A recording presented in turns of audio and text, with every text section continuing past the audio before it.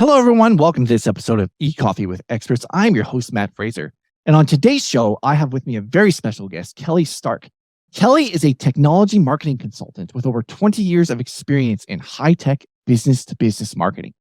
As the principal founder of Forward Vision Marketing, she specializes in developing winning marketing communication strategies in energy, healthcare, and the security industry using wireless and network technology.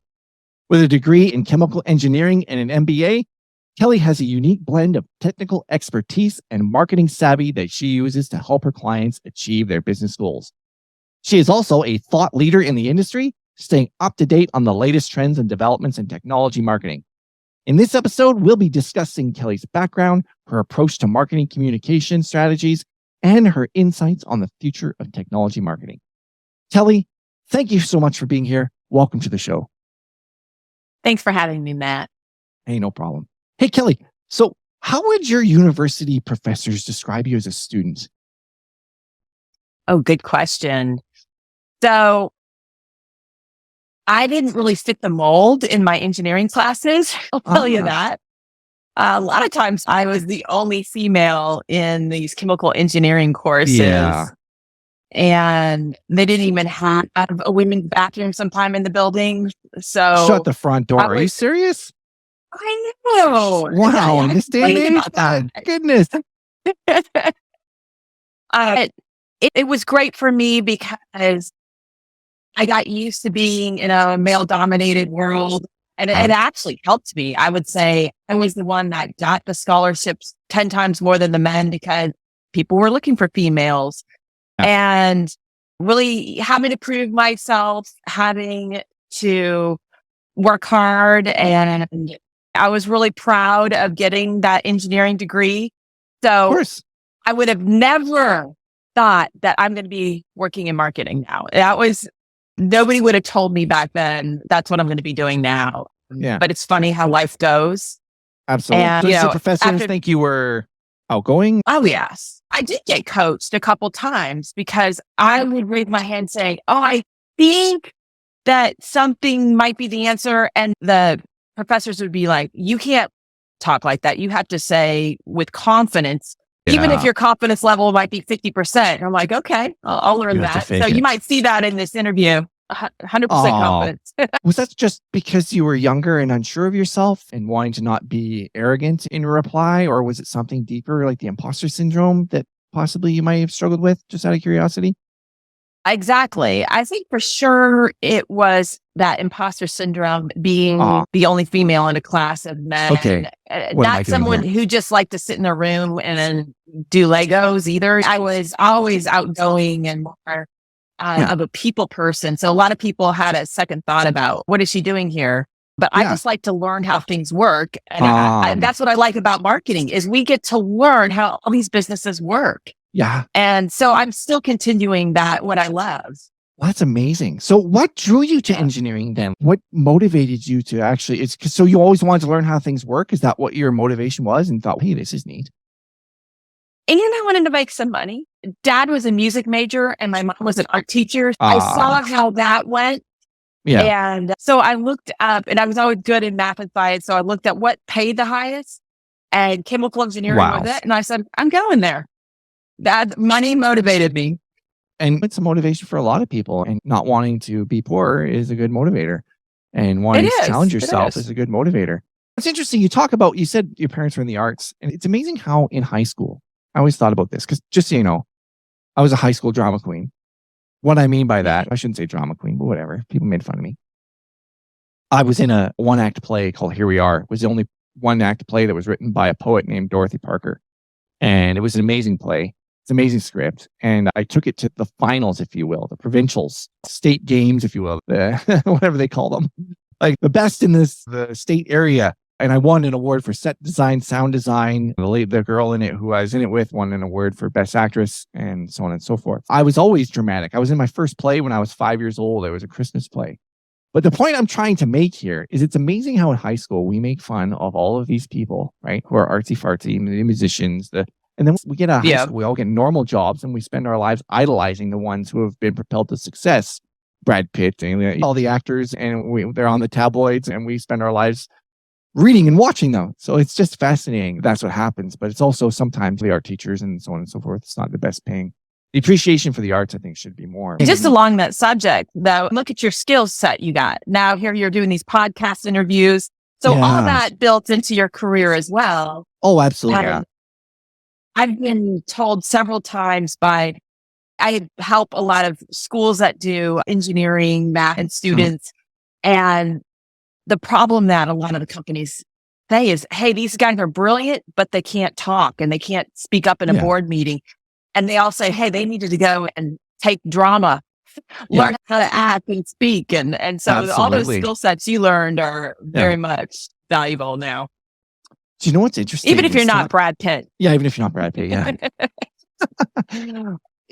I think it's really helpful. And I say that because I was not the most confident or outgoing person in high school. And doing that sort of thing actually gave me a lot more confidence to be in front of people and be able to perform, if you will, and just be able to act. And I actually played a British drunk one time, and this one act. No, it wasn't a one act play. It was a 2-act, maybe 3-act play called Anybody for Murder.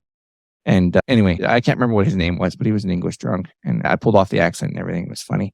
But just the confidence that it gave me in that regard. Yeah, I see what you're saying. And it's interesting because they say that when all things considered, they did this study across the world. You don't have to take my word for it. And the more egalitarian a society becomes, that it rings true that men are interested in things and women are interested in people. Normally. So men usually, they're interested in things and their social skills. Like you said, they don't know how to talk to people. So I think it would be a value for them to actually do what you're saying. And another thing that helped me personally was working in the restaurant industry, getting a job where I had to engage with people and learn how to talk and learn how to if we could have a camera that showed me taking the order of my first table, my hands shaking and my voice trembling, just asking them what they thought there's something wrong with this guy. It's just, you're not used to talking to strangers and getting out of your comfort zone. So yeah. It's a lot harder job than I realized once I did it. It's amazing. I have so much more respect for it. I worked at the Outback Steakhouse for a period of time. And they brought in these executives. They were having a dinner. And for some reason, I don't know why they did this, but they're like, okay, people from the dinner, the executive dinner, whatever, I don't know how many of them were, but they had to shadow us for maybe 15 minutes, maybe 20, I don't know. But they had to shadow us. I had somebody shadowing me. And at the end of it, they could not believe how hard it was and how much we did behind the scenes. It literally blew their minds away. They said, wow, you have shown, and maybe that was the exercise for them as a business to see a different perspective of what goes on in some position behind the scenes and how it works and to enlighten them a little bit. But yeah, he's like, wow, I cannot believe how many things you guys juggle at once. And yet you come out here and you remain so calm. It's just amazing. But getting back to you, you're in this class with like a whole bunch of men, not even a men's bathroom, and feeling intimidated and feeling like you don't belong there. How did you overcome like the imposter syndrome with feeling like you didn't belong? What did you do? What was your strategy to overcome those challenges? That's a great question. I don't know if I've ever really figured it out. I do have a good God relationship, so I go on the floor and going, but I do always want to be the best that I can be. And so sometimes when it is those competition and troubles where you're like, am I really going to make it? Yeah. Do I belong here? I try to win, try to show them. Yes, I do belong here. In fact, I'm going to win this. I think that's my innate mentality. Yeah. My dad sat me down when I was 9 years old. And he said, Matthew, don't ever try and be the best, but always try and do your best. And 9 times out of 10, when you do that, you usually will come out on top. So that's awesome that you took that philosophy and that mindset to be able to, I do belong here. And I am going to make something. I am going to do it. So how did you go? Tell us a little about your background and how you got started in technology marketing. Like, how did you go from chemical engineering, this is fascinating to me, to technology marketing? I ended up going to get my MBA, and that was just surely to just rise up to the ranks, but stay in engineering was my thought. Sure. And I fell in love with the very first marketing class. Wow. And I was so mathematically minded. I remember that there was a pricing question of how much to sell bottled water in India for. It was a bizarre type of case Yeah. study. And I just did the math part. This is how much it costs. And so therefore this would be it. Another person that I didn't think was all that smart, she raises her hand and she starts really asking about what are people paying for water there and so on. What's the competition? All these marketing questions, and blew my answer out of it wasn't going to be a 5-cent water bottle. It was going to be a $5 water bottle.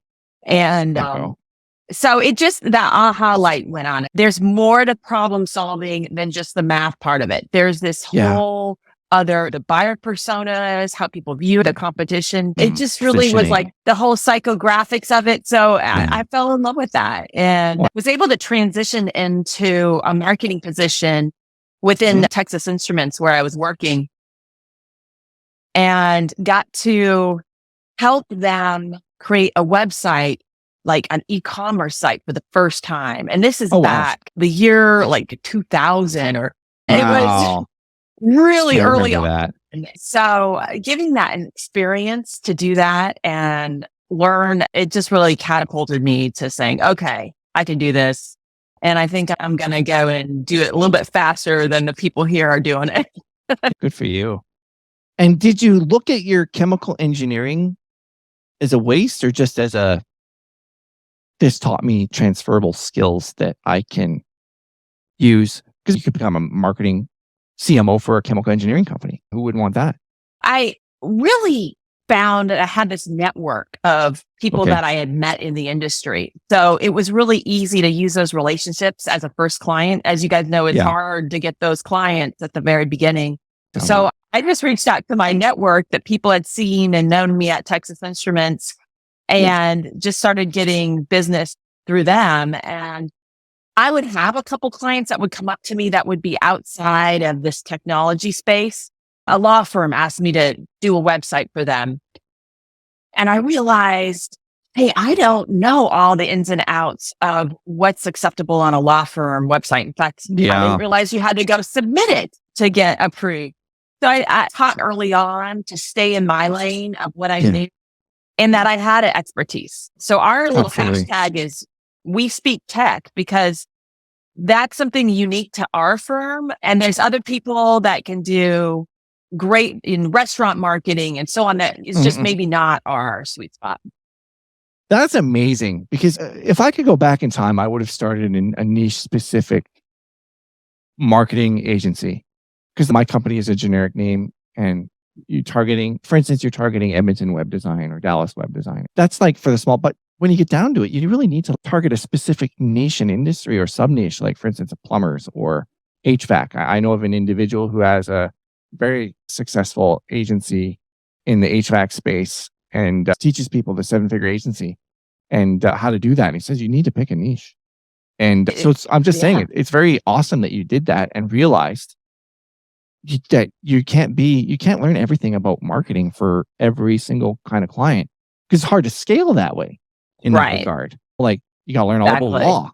And is it really worth it to invest all that time to learn all about law when it's better to establish yourself as you have as a technology marketing expert, the go-to agency, and not worry about law marketing or whatever? I would go so far as to say that I even wish that I had gone before I started and trying to be a marketing agency, either gone and worked for another marketing agency or gone and worked in the industry, like maybe as a realtor, real estate agent, or a mortgage broker or something like that, and used my marketing skills to help me to build a mortgage brokerage or a real estate agency, brokerage, whatever you want to call it, and then started offering services. It's one route to go.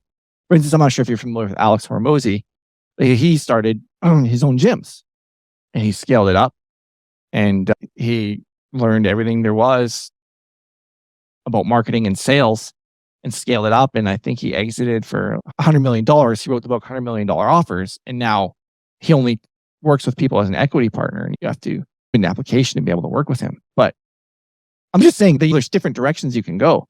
And it's good that the point I'm trying to make is it's good that you went into the direction where you knew what it was that you were good at and what it was that you could specialize in and what it was that you could focus in and the service offerings that you provide to that specific niche. So the technology niche. So tell me a little bit about, for instance, what was the moment that made you say, I'm going to start this agency? Were there any circumstances behind it? Just curious how you came up with the. So I think there's a lot of people that'll relate to this. I had twins and I thought I could just keep on working and no change in my life. That was my plan. And then after many sleepless nights, I realized, okay, this isn't what I thought it was going to be like. So it really forced me to find a job that I could be the mom I wanted to be, as well as have a career, because I really did have that desire to continue to work. And so luckily, I actually went out and interviewed a whole year to get just a job and got denied. I think I'd mentioned, oh, I left my job because I had twins. And they're like, oh no, we don't want to hire you. You're going to be a mess. I know. I really do feel those doors got shut. And so luckily it caused me to form my own agency. And so about in 2012, I started the agency. And then I read that Tim Ferriss book about the 4-hour work week. Oh, yeah. And said, oh, okay, this is how you do it. He really shaped my thought process on it. So rather than me working all the jobs, wearing all the I said, okay, I need to outsource. I need to hire somebody for finance. I need to hire an expert in digital ads, expert in web development. And I've gotten all this training, but I can't do it all. No, you can't. So that was from the get-go. And it really helped me keep a sanity is what I'll really say. But it just helped us become an agency that's lasted now more than 10 years. Most businesses go out of them in 5 years. Failure rates, like, now I'm not saying I'm meeting the $10 million mark, but we lasted 10 years. Oh, yeah, exactly. I tip my hat to you for lasting that long. And so Tim Ferriss's book was very instrumental and valuable to you. Exactly. And it's all about, hey, you just start something, see if it works. Does it get some traction? If not, pivot. Also, don't try to do it all yourself. Absolutely. Yep. Were there any other books that you read that had that same kind of theme that were of value? Traction was another early on. Someone I had recommended that we follow that process. And I think that really helped us set those goals. It's funny, as in marketing, you're always telling the client, hey, set your goals and what are you targeting and stuff. And then you can not do it for your own business. So that was fun to learn that process and do that as well. Absolutely. Another book that's been instrumental for me was The E-Myth Revisited. Oh, yes. Fantastic. By Michael Gerber. Book. For me, that's a must-read book for any small, I don't care what business you own, like you need to read that book. So do you think there are any advantages that women have when it comes to entrepreneurship? Women's Month is coming up here in March. So I really think that because they're having to juggle a little bit more, sometimes it doesn't make sense for them to have to be away from the house. It really does lend itself to being an entrepreneur and starting your own business. So I do think they have an advantage. I think a lot of women are very good at juggling a lot of things. And that's also, I would say, a gift of being an entrepreneur is saying, hey, I've got to juggle multiple things. I've got to tell a lot of people what to do. I even call myself a big mom at the business. Okay, you have to do this and you have to do that. So yes, I think there's a lot of advantages for it. And it gives you that flexibility to really be there for the people in your life as well. I think that's really important. For sure. Even Kevin O'Leary has a video about why businesses operated by women are often more successful. And I'm going to write that down. It's a great video and he talks about it. And I won't get into it because I can't remember all the reasons, but I do frankly think that is the case. And I think empathy also. I would say so. And like you said, maybe the communication skills helps overall. And the fact that women are more interested in people helps in that regard because businesses are built with people. The thing that I'm amazed at when I look at the stats is how little the women-owned businesses really are. So even in marketing, there's a lot of women in the marketing. It was still only 25% of them are women-owned agencies. Yeah. And yet it's not because there aren't a lot of females in that industry. I do think there needs to be a lot more women that are brave enough to make that step. And maybe that imposter syndrome's hitting them and not letting them go all the way to it. I hope that they watch this and are inspired by you. 100%. Well, thank you. Yeah. You were the one who fed me that. I was like, hey. So how do you approach developing marketing communication strategies for your clients in either the energy, healthcare, or security industries, whichever industry you'd like to speak to? We have this process called start right, finish. The reason we came up with it is because if there's a client that says, yes, I'm willing to take the time to put together a marketing strategy, then we see that client actually has a 20% higher growth rate, sales rate for that project. And usually it's a product launch that we're able to really measure versus the client that comes to us and says, oh no, I don't want to pay for a marketing strategy session. I just need lead gen. I just need lead. Oh my. And we're like, okay, I get it. We're not the right fit for you. So we've done a little bit of measurement ourselves and seen, wow, it really makes sense to start from the beginning, look at what is the customer, what are the pain points you're really trying to solve rather than here's my product and I just want to push it down as much as possible down everyone's throat. Yeah. Kelly, I worked in the automotive industry and it's very competitive and it's very cutthroat. And all they gave a crap about was leads. But they did not have any message to bring to the market. They did not have any business differentiation. They did not know who their target customers were. They did not know that they did not have any buyer personas on a vehicle model level. So for instance, entry-level 4-door sedan, they could not provide me, not even the OEM could provide me with that information of who was buying those vehicles so that I could target them on Facebook properly, or who was buying who was buying the entry-level smaller sedan, who was buying the mid-level sedan, who was moving up to a 5-door SUV, who was moving up to a 7-door SUV, who was buying the trucks. They had none of that data. It was phenomenally fascinating to me, but all they wanted was leads, but they didn't want to do the work, is what I'm saying. They didn't want to lay the foundation to do the work to actually eventually be able to use marketing and messaging to get those leads. And it just blew my mind away. So I'm glad that you have a framework that you take people through in order to get them to that point. And I don't want you to release anything proprietary, but was this framework just developed over a period of time as a result of maybe your knowledge of reading books and experiences of working with clients or workshops you took? It's called like basic marketing. I started out doing marketing strategy, and that's what I led with. And it was just following what I learned in my MBA class of, hey, first you have to pick out your target customer, just following the normal steps. And realized though, after just doing strategy and always coming to hunt for more and more clients, that I had to go out and fill those marketing strategy plans that we put together, because if I left it at the company's door, they just wouldn't get done. So that was an interesting, lesson learned. And who better to help them fulfill it than the person that helped come up with it? So I thought that was a win-win for everybody. But just to look at now what's happening in the industry with AI. Yeah. I have this client that is coming up with this new technology where they have used AI to pinpoint personality types just by a photo.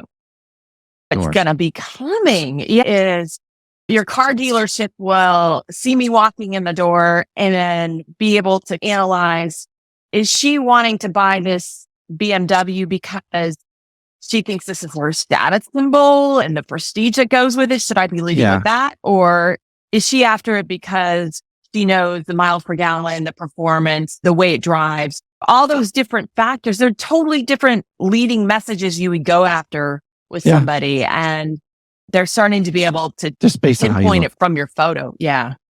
That is scary. That is fascinating, but also a little unnerving. Wow.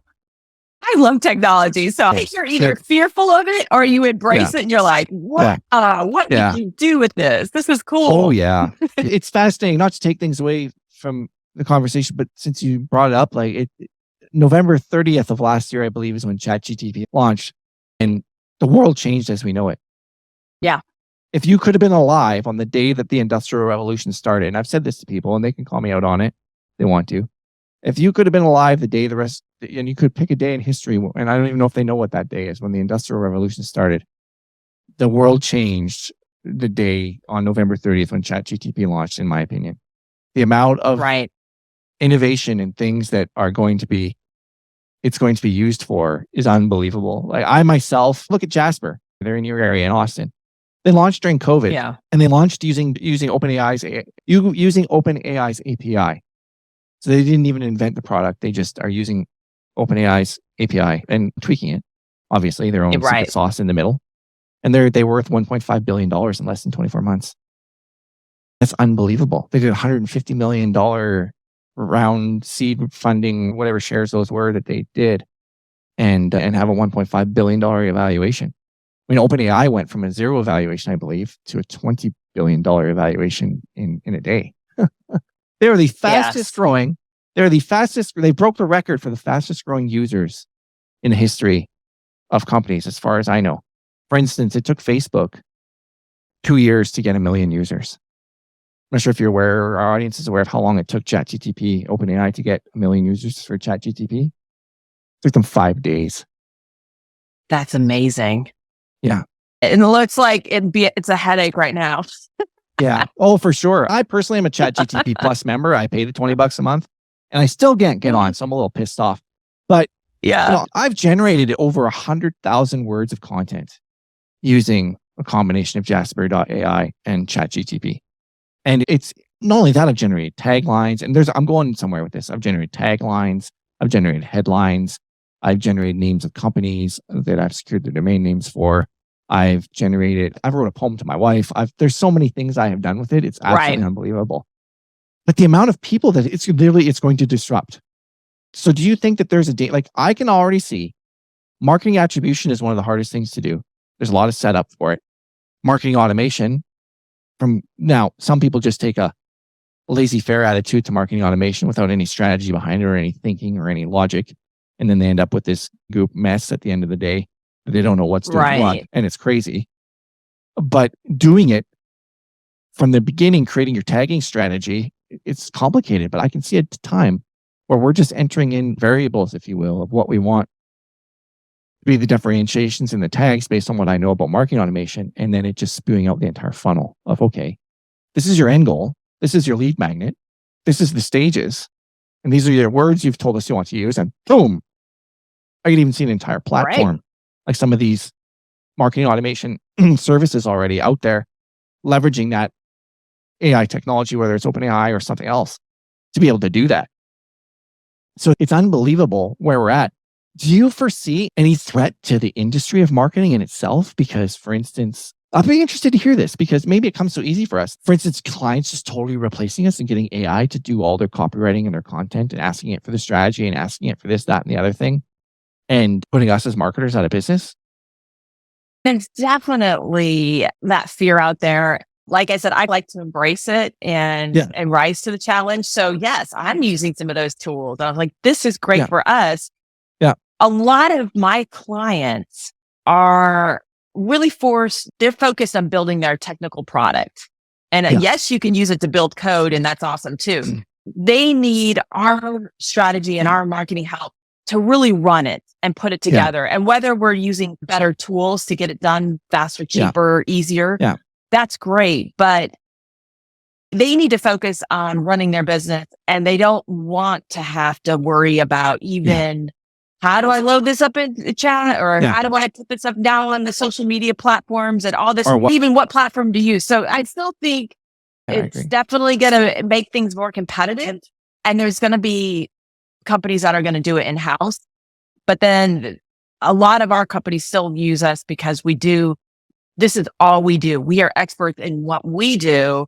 And they're going to still need that to run it better than they would, and still better than having to hire a bunch of people to do all the different types of digital marketing that we do. Absolutely. And at the end of the day, that's not their skill set. Just because we know how to leverage it, like for instance, let's go for instance here, I've taken copywriting courses from Ted Nicholas, Joe Sugarman, Dan Kennedy, and Mark Joyner, and several others. And so I understand. I've read the book, The Ultimate Sales Letter. I've read tons of books on copywriting in my career. Yep. And so I understand what good copy looks like, because Bill Glazer, he used to be Dan Kennedy's business partner. And he used Dan Kennedy's strategies to totally turn around his men's clothing business. and totally transform it and make it very successful.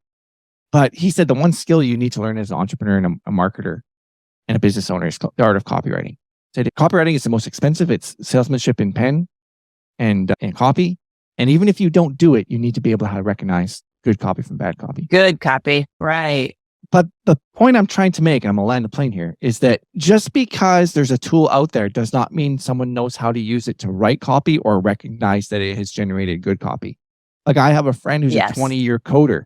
He could go use ChatGPT to generate some code for himself, PHP or ACSS or HTML or whatever the case may be. But he has no idea how to think like a copywriter because his mind doesn't work that way. And he doesn't know how to think that way. And to even think of the prompt. Now, I'm not a coder. I don't know what prompts to put in there to generate the code that would even be needed for something. But I can see how it's going to accelerate. It's going to be an assistant, not a replacement. That is my philosophy that I have come to realize.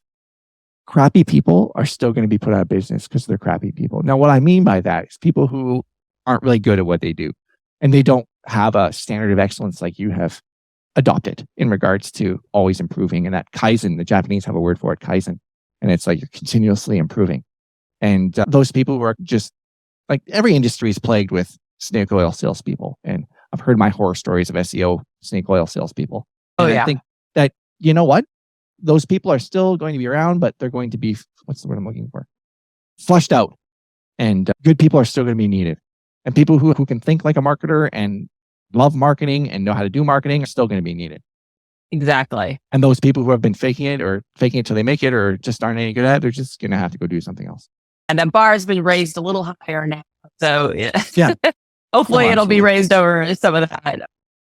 One of the hardest things to develop, frankly, is a unique selling proposition. It's so important. But I can really see asking ChatGPT to help you generate a unique selling proposition for a particular business and knocking it out of the park. Full disclosure, I don't mind sharing this. I have an ATV, power sports client, and he hasn't had a tagline or a differentiator or whatever in the market. And capital may be a reason for not doing that or just not caring or whatever.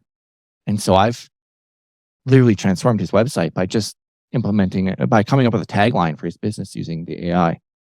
And I was able to generate several of them, but because I asked it for several examples or ideas, and the tagline is just amazing. Still had to recognize that you gotta plug it, put the right prompts in. Yeah, it's fascinating, what it's going to empower us as marketers to be able to do. And even if we make money doing it, there's nothing wrong. As long as someone taught me, as long as it's all about value. It's an exchange of value in business.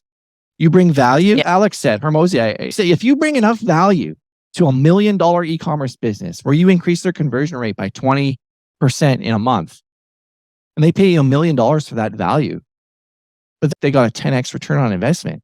And even if it only took you 20 hours, it's value that you're bringing. Exactly. So that was the light bulb in my mind with marketing. I know it's not just how many hours you work. It's the value. Yeah. Do you think that clients undervalue what we do? Have you found that to be the case in some situations? Because we have an intangible product that we sell. It's not something you put your hands on, not putting it. And I really, personally, I found like even the dealership, they totally, number one, they underestimated the skill set that it took for me to do what I did. They underestimated the amount of time it took, and they underestimated the amount of expertise it took. And I personally found the clients to be that way. In my business, being mostly tech clients, a lot of these guys don't really understand marketing, and they just think if they build something magical, the best mousetrap ever, then people will just magically come and buy it. And so it is hard being faced with that. And then they, like you said, they'll read a book or they'll say, hey, I've got this AI platform, and they'll think they can do marketing that they won't be able to generate a really good job with it. So a lot of those people, I just have to say, okay, red flag, this guy thinks, even though he's never had any marketing, that he can do it all and he knows good copy and so on. And I always defer to what the client wants, but you realize very soon that that's not going to be a really winning strategy when they don't want to listen to you and they don't want to take your expertise. Then it's not going to be a long lasting relationship. It's what I want. I like that. I like to be someone that we grow together versus let's just do this quick little month engagement, see what happens. Yeah. Let's just do it. Let's just put up some Facebook ads. It's interesting. Dan Kennedy, in his book, The Ultimate Marketing Plan, he talked about how there's 3 legs to marketing: medium, message, and market. And many people want to jump right to the medium. You know what I mean by medium? Yes. For instance, they just want to jump to Facebook ads without finding out who their market is, because you got to find out the market first. Who's your market? What's their pain point? What's their problem? What problem? What itch are you scratching? And then from there, you can develop your message. But everybody just wants to skip to the medium, whether that medium's Facebook or that medium's SEO or that medium's content marketing. You can't develop content if you don't know who your market is and what message you need to give to them. So it's just fascinating how, and those people think that, oh, I can just throw up a Facebook ad, or really, what's your copy going to be about if you don't even know what the problem is because you don't even know who the market is? And have you learned how to identify those types of clients up front and dismiss them? What I mean by dismiss them, don't take them on as a client, because you've been seasoned enough that you already know, this isn't. I wish I could say yes. Oh, okay. I do recognize when I have a real gem client that we're going to grow together, but then there's always still the need to just keep growing. So I'll run into those clients and say, I don't think we're going to be a long-term fit for them. But it is great when people will take the time to do the marketing strategy, because that is what, like I said, I think that's why we named it Start, Finish Well, because it's going to succeed. Absolutely. And my apologies. I know you developed it based on what you learned, but was it things that you learned over time as a result of dealing with different clients over the years, and that it's an evolving organic framework that you're using? Exactly. I had different frameworks, and then I have a business partner who had this great idea of forming a board of advisors. So as a small marketing firm, we didn't need a board of directors, but we realized that we did need to get some people that could help advise us and learn from the best. And one of those guys, his name is Philip, and sadly he just passed away this month, but he had done several product launches in the telecom industry and over. And he was even an engineering manager, then fell into marketing, and he had a brilliant mind for it. And so he was the one that came up with that name, came up with a lot of the processes. Cool. So I really appreciate all the shared learning that I've gotten from a lot of these excellent people out there, including yourself. I'm writing down a lot of notes here, but it's nice when we have this teamwork in the industry where we could learn from each other and all do a better job for our clients. Oh, absolutely. That's one thing I learned from, my apologies. He wrote the 21 Irrefutable Laws of Leadership. He wrote Failing Forward. John Maxwell. He taught that when you're ripe, you rot, and when you're green, you grow. So you should always be learning and never, ever think that you're an expert at something. You should always be willing that you can. And then personally, Jordan Peterson, he's always have the attitude that you can learn, that the person in front of you knows something that you don't. True.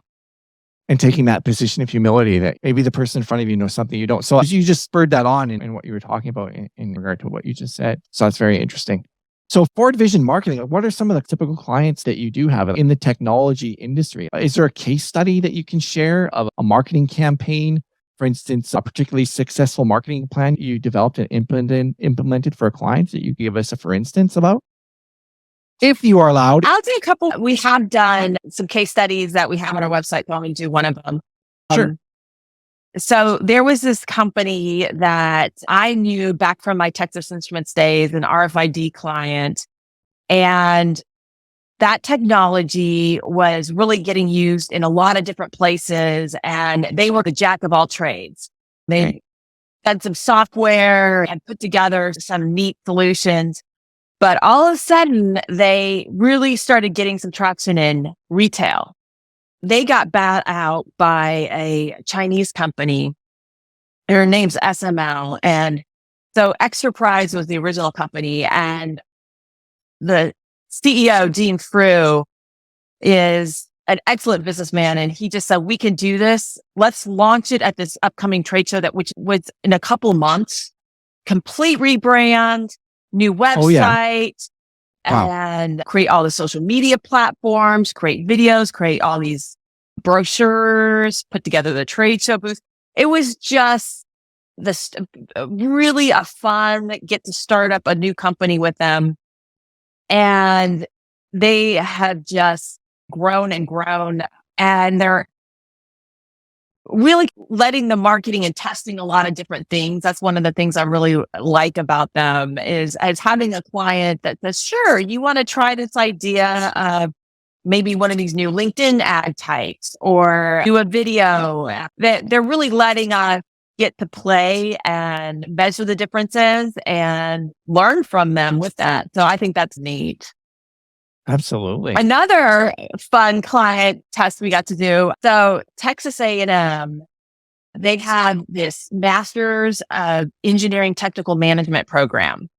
Just for a minute, and for people who are listening that may not know what Texas A&M is, because we have a global audience, that's a technical school? No, it's a university here in Texas. All right. So it's one of the largest actually in the U.S. It has more than like 75,000 students, which blows my head. Wow.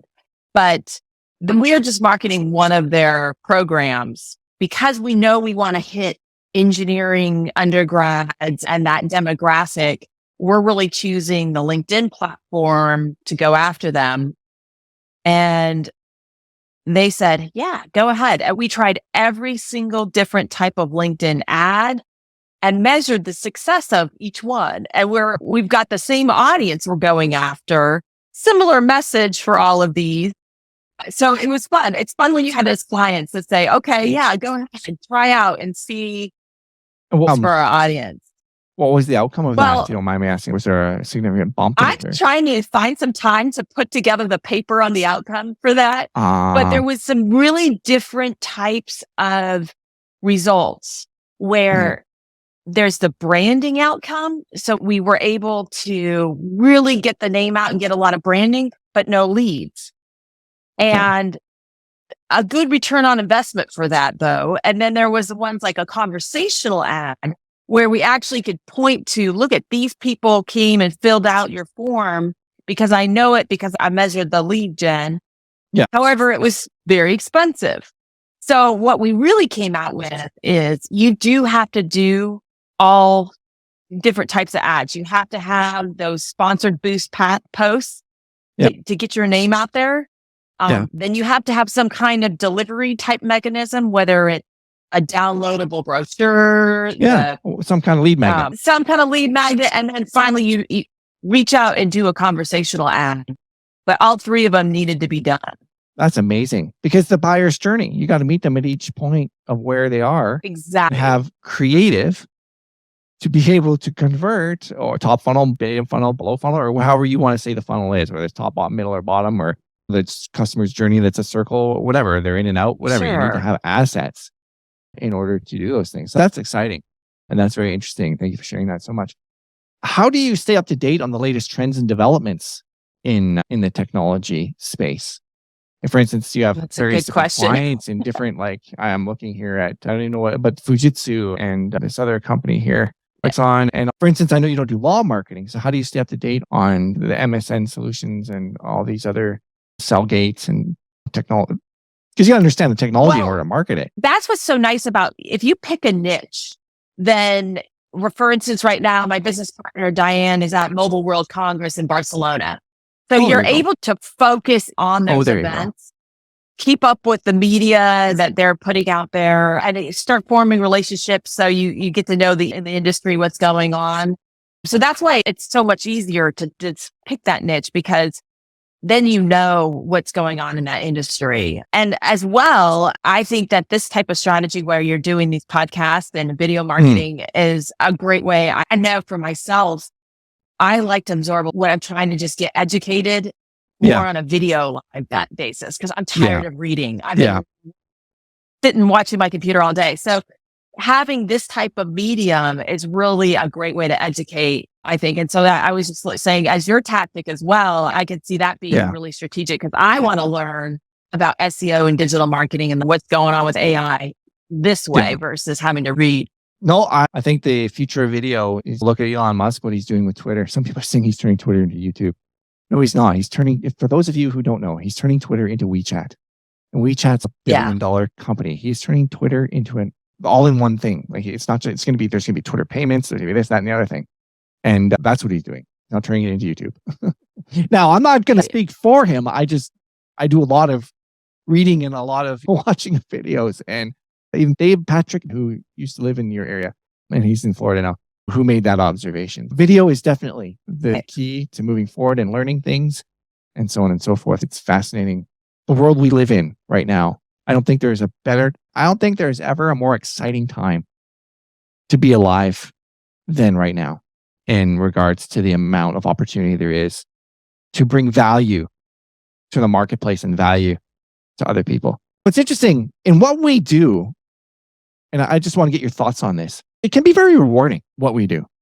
For instance, the dealership got a huge bump in regards to sales as a result of the efforts that I put in. To be frank with you, at one time I realized that was a heavy load to carry because the buttons that I was pushing on my keyboard were causing people to get paychecks or not. You know what I mean?